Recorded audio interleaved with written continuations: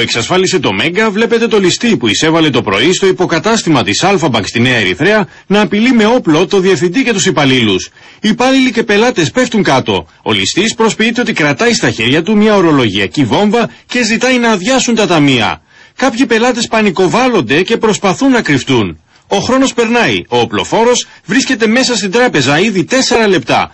Δεν του φτάνουν τα χρήματα και ζητάει να ανοίξουν το χρηματοκιβώτιο. Συνολικά μέσα στο υποκατάστημα παραμένει για περισσότερο από 10 λεπτά.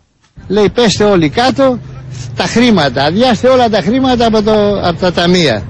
Αρχίζει να φωνάζει, θα σας σκοτώσω, μας έχετε πάρει όλα τα λεφτά, εγώ θα τα πάρω από εσάς και αν κουνηθεί κανείς θα έχει θύμα από αθώων. Έξω από την τράπεζα έχουν ήδη φτάσει αστυνομικοί της νεοσύστατης ομάδας Δίας. Ακροβολίζονται και περιμένουν το ληστή να βγει έξω. Αρχίζει αυτός να ορίεται, ανοίχε το χρηματοκιβώτιο να μην ανοίγει. Εν πάση περιπτώσει κάποτε άνοιξε, δεν υπήρχε φράγκο στο χρηματοκιβώτιο, ήταν άδειο. Οι αστυνομικοί καταφέρνουν να τον συλλάβουν και τον οδηγούν στο περιπολικό. Όπως αποδείχθηκε, το όπλο που κρατούσε ήταν αεροβόλο, ενώ η βόμβα ήταν ψεύτικη.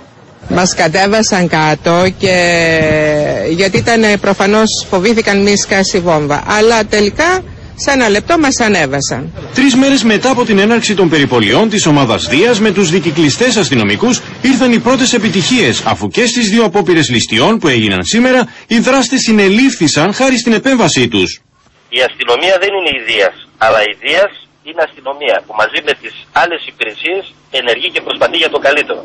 Στον Άλυμο, οι 2 ληστές που προσπάθησαν να σπάσουν με βαριοπούλα την είσοδο της εμπορικής τράπεζας και δεν τα κατάφεραν, συνελήφθησαν λίγα μέτρα πιο μακριά μέσα σε ένα ταξί. Η νέα ομάδα Δίας κατάφερε μαζί με τον περιπολικό που έφτασε εκεί στο σημείο να εγκλωβίσει 2 επικίνδυνους κακοποιούς μέσα σε ένα ταξί.